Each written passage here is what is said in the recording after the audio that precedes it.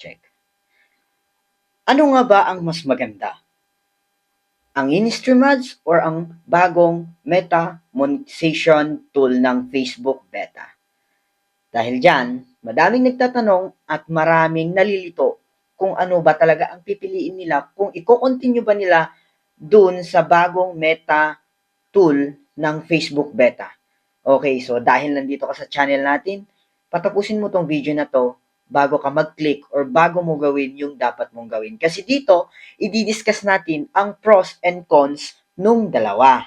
Okay, so wala nang patumpik-tumpik pa. Simulan na natin to. Pero bago natin to simulan, huwag niyong kalimutan mag-subscribe sa YouTube channel natin at i-hit yung notification bell para lagi kayong updated sa mga susunod pang mga videos natin regarding sa Facebook monetization. O, tara na!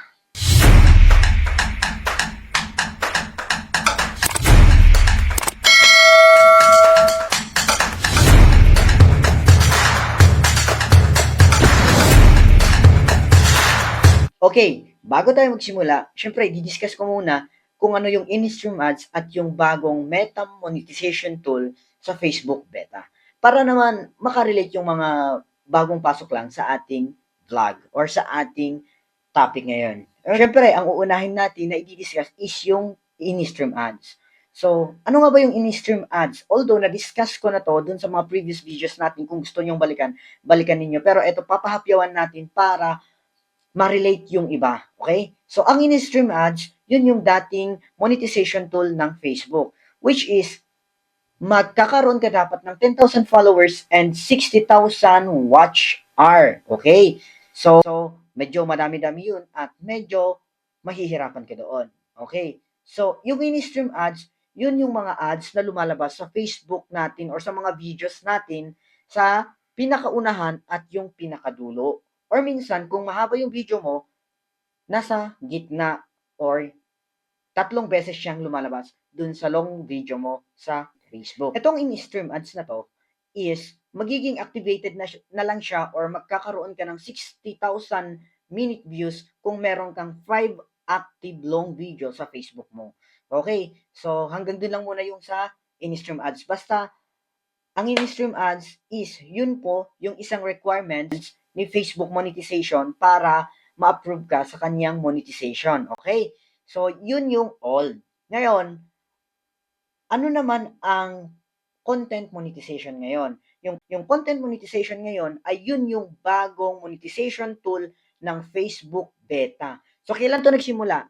Nagsimula to nung October 2024. Okay, nung October 2024, nagbaba sila ng bagong update na yung in-stream ads, ads on reel, and yung mga bonuses sa mga Facebook monetization natin is mailalagay na siya as one. And then, tinawag yun na content monetization ng bagong Facebook beta. Nung October din siya lumabas. Okay. So, ano nga ba ang pros and cons nung dalawa? Actually, lahat naman may pros and cons. Kaya, ito, ang mag-stay focus kayo at wag na wag ninyong i-skip tong video na to kung gusto niyo talagang matuto at kung gusto ninyong malaman kung ano nga ba talaga ang ipipindot ninyo or kung igogo nyo ba talaga yung invite ng beta na magkaroon kayo ng content monetization or mag-steady lang kayo sa okay, so yung pro ng in-stream ads is ito. So, kapag in-stream ads kasi, mas higher revenue or mas madami kang kikitain doon kasi sa large audience. Bakit nga ba large audience? Kasi syempre, kung ang scale kasi niyan is the more followers and the more viewers, the more na maraming papasok sa'yo. Kasi syempre, habang pinapanood nila is may lumalabas na mga ads. And yun ang kagandahan kung madami kang viewers. And ano nga ba yung pinaka-con niya? Actually, isa lang talaga ang pro ng in-stream ads. Ang pinaka-con niya ay skippable yung mga ads na nilalagay nila.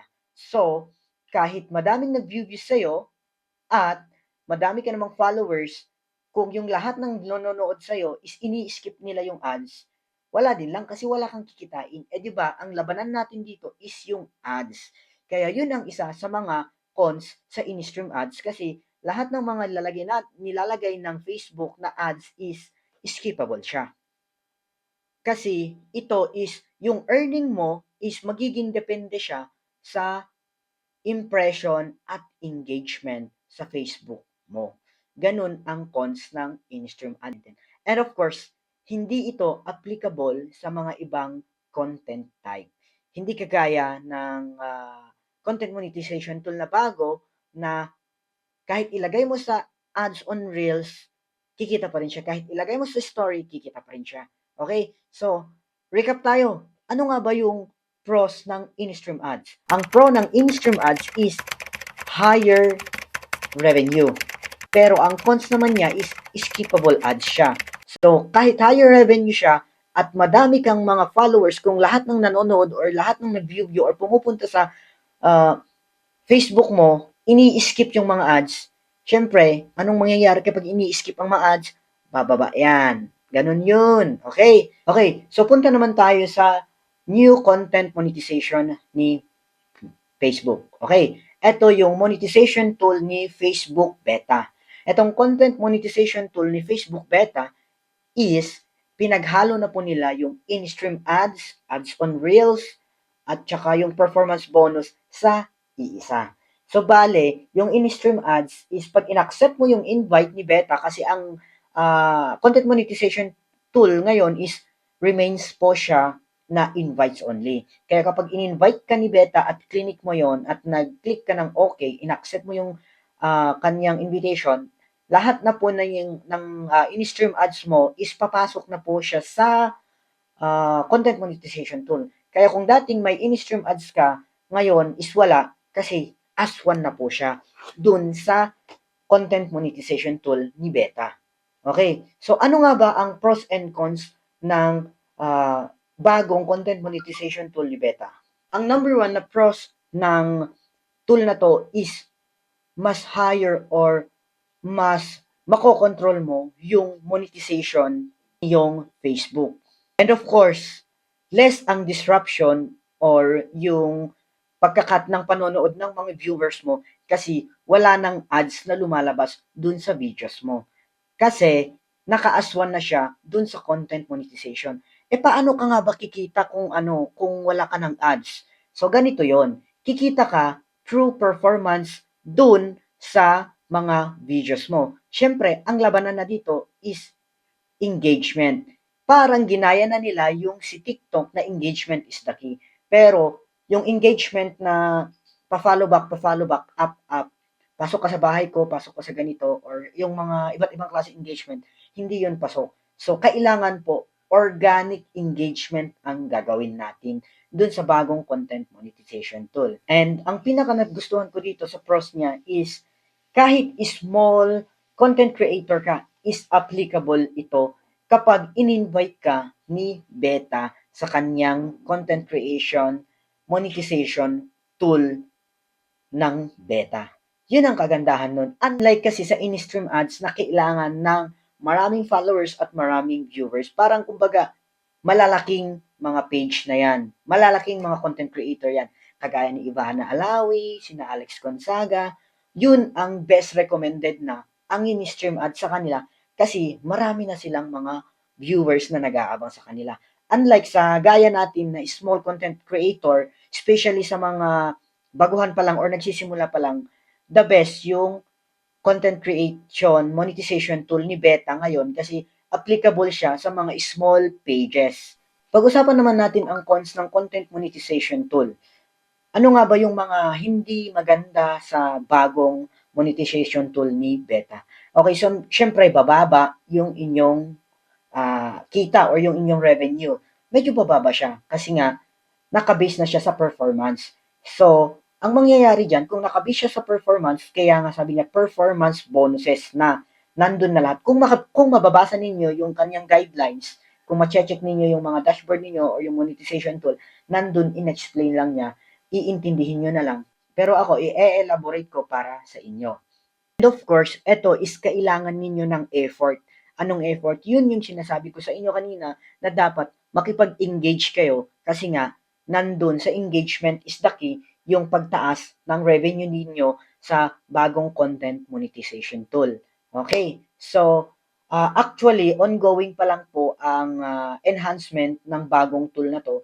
Kaya ang possible and expected natin dito sa tool na to is mas madami. Ang possible, ito yung mga possible na aasahan natin is yung mga subscription-based earnings, yung supporters badge loyalties, one-time payment or tips from viewers. Yun yung mga possible na expected natin na maidadagdag dito sa bagong monetization tool ni Beta.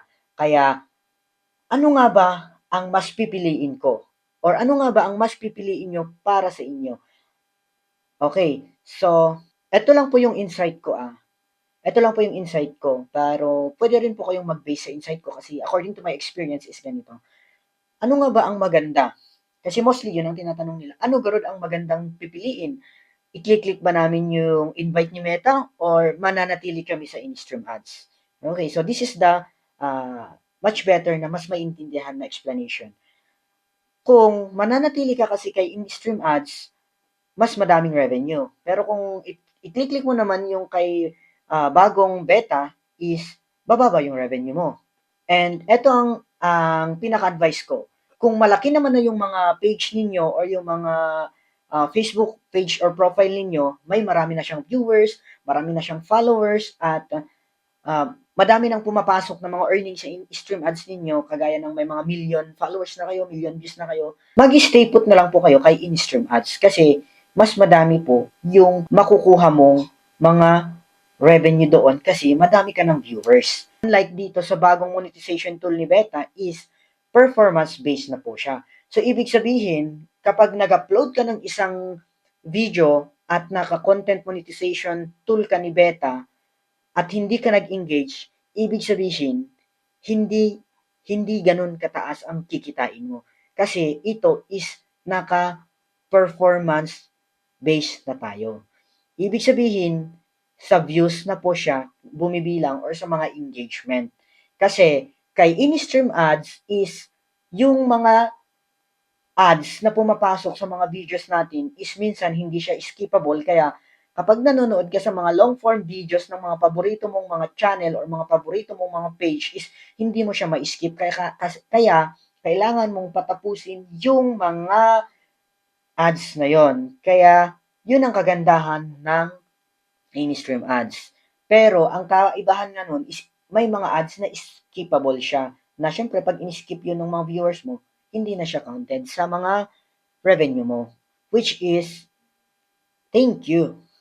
At kung gusto mo naman talagang tanggapin yung offer ni Beta, ni Facebook Beta, na bagong tool niya sa monetization, is okay lang din. Kung gusto mong mas mapabilis ang kita mo. Kasi ito is kahit hindi ka pa nagkaroon ng maraming followers or madaming viewers, kung in-invite ka niya agad dun sa mga monetization tool niya, is mas okay. Pero dapat sipagan mo kasi nga engagement is the key ngayon. Okay? So, nagets ninyo yung pagkakaiba nila at yung kagandahan niya. So, bigyan ko kayo ng recap within just 5 minutes. Okay, so ito ang recap para sa inyo para mas lalo ninyong maintindihan. Okay.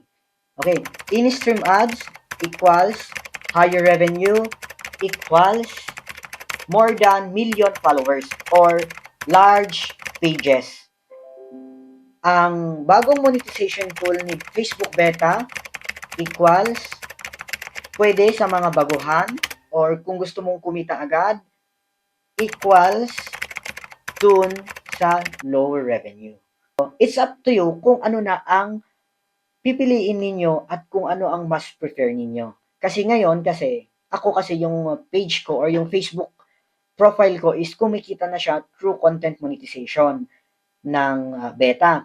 So, lahat ng mga pictures, stories ko, reels, mga videos ko is kumikita na siya. Pero, kailangan mo ng more engagement doon. Kaya, medyo konti na lang po ang pumapasok ng revenue ko doon. So, nasa sa inyo kung ano ang pipiliin nyo, kung ipupush through ninyo sa in-stream ads or kung ipupush through ninyo doon sa bagong tool ni Beta.